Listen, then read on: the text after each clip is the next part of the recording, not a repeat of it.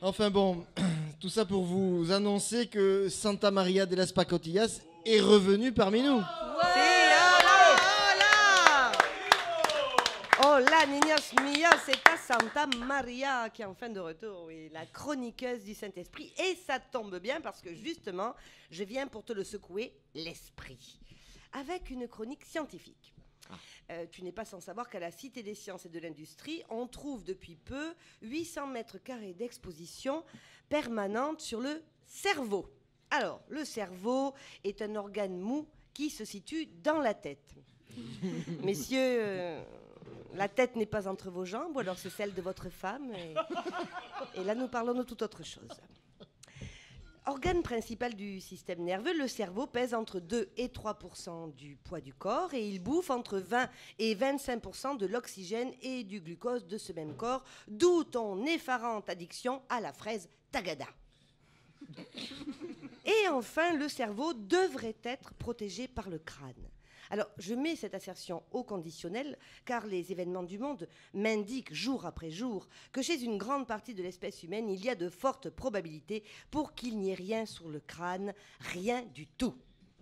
Quand j'aurai du vent dans mon crâne, quand j'aurai du verre sur mes os.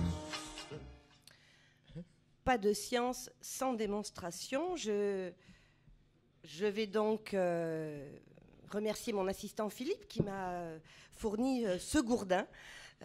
C'est un petit gourdin car j'ai une petite expérience à faire avec un échantillon du barbu à front bas que j'ai juste à côté de moi et que j'ai amené pour l'occasion. Le barbu à front bas, tout le monde sait de quoi il s'agit. Nous allons donc désormais, nous allons lui heurter délicatement le crâne avec un gourdin. Et qu'est-ce que nous entendons ? L'écho caractéristique des grands déserts naturels, l'insondable et fascinant mystère du vent dans le trou de balle. Ce phénomène de disparition, qui tend à se répandre à grande échelle et inquiète nos dirigeants, est plus connu sous le nom de fuite du cerveau. Alors on connaissait la fuite urinaire, qui est chère à Pampers, et le flux menstruel qui est source de richesse chez Tampax. En revanche, la technologie semble faire défaut pour pallier les pertes de l'encéphale. Et à ce stade, il me semble important et utile de préciser que la cervelle n'est pas la femme du cerveau, même quand elle est blonde. Le cerveau fuit donc, mais comment ? Alors on a voulu nous faire croire que le cerveau fuyait librement vers les États-Unis ou vers son pendant satanique, l'URSS. L'état de décomposition de ces deux nations et l'entrain avec lequel elles se sodomisent mutuellement indiquent au contraire une joyeuse reconquête du sommet de l'arbre dont plus personne ne semble capable de descendre. 10% d'un cerveau low cost seront bien suffisants pour obtenir ce résultat et on peine à croire qu'une intelligence puisse y être infiltrée, même à l'insu de son plein gré. Nous cherchons donc le cerveau. Pour le trouver, nous allons affiner sa description. Le cerveau a une particularité et les neurosciences avancent l'hypothèse d'un cerveau social. Alors je vais faire simple parce que je sens que vous êtes déjà un petit peu saturés. Pour passer d'un modèle de barbu à front bas à un modèle de Santa Maria de las Pacotillas, par exemple, voilà, le cerveau a dû évoluer, ça semble quand même assez évident. Par exemple, le barbu au front bas chasse le mammouth, tandis que Santa Maria se rend au Super U pour se fournir en barquette.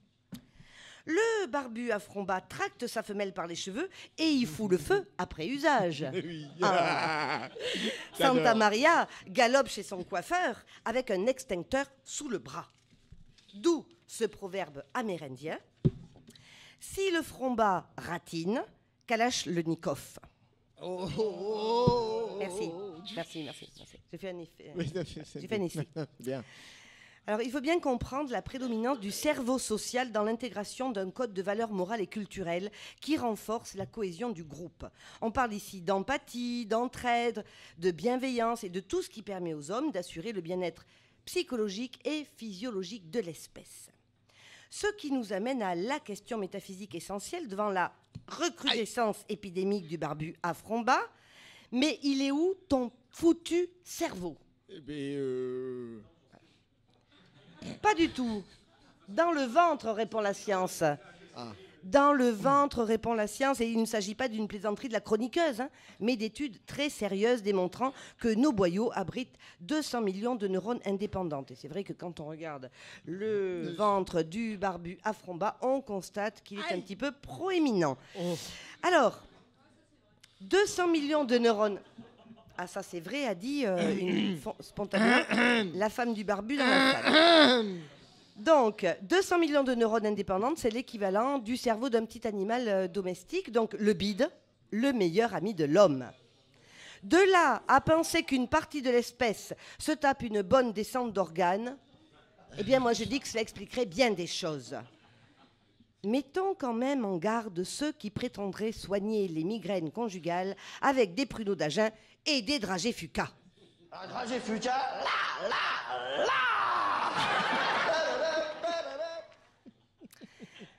De l'exposé rigoureux et scientifique qui précède, nous retiendrons donc que quand le crâne est vide, c'est que la panse est pleine. Une conclusion s'impose d'elle-même. Il est urgent de trouver une solution avant que tous les barbus à front bas de ce monde aient anéanti ce qu'il reste d'intelligence sociale en fonctionnement. C'est primordial. Imagine ce que l'homme pourrait faire avec un cerveau. C'est ahurissant, vertigineux, inquiétant même. L'homme pourrait conspirer au bien-être de son espèce au lieu de la dézinguer. Et là, ça serait une vraie révolution. Je lance donc officiellement un appel aux dons. La générosité populaire est une valeur refuge. Soyons solidaires et donnons de notre cerveau. Organisons des petits dîners clandestins, foutons cervelle et tripaille sur la table, ce sera un peu le bordel, il se pourrait même que ça schlingue, mais enfin au moins, nous verrons avec clarté ce qu'il nous reste comme neurones. Nous les mettons en commun et à chaque fois, nous pourrions en réunir assez pour constituer un cerveau. Alors bon, pas bien gros et pas bien dégourdi, je te l'accorde, mais un cerveau quand même. D'où jailliront quoi, je te le demande? Qu'est-ce qui jaillit d'un cerveau? Merci, des idées, il y en a un qui suit. Ah oui. Oui, des idées, absolument. Et qu'est-ce qu'on peut faire avec des idées? Ah ben, je vous le demande. La révolution! On peut faire la révolution, c'est-à-dire qu'avec un cerveau et des idées, on peut faire front commun plutôt que faire profil bas.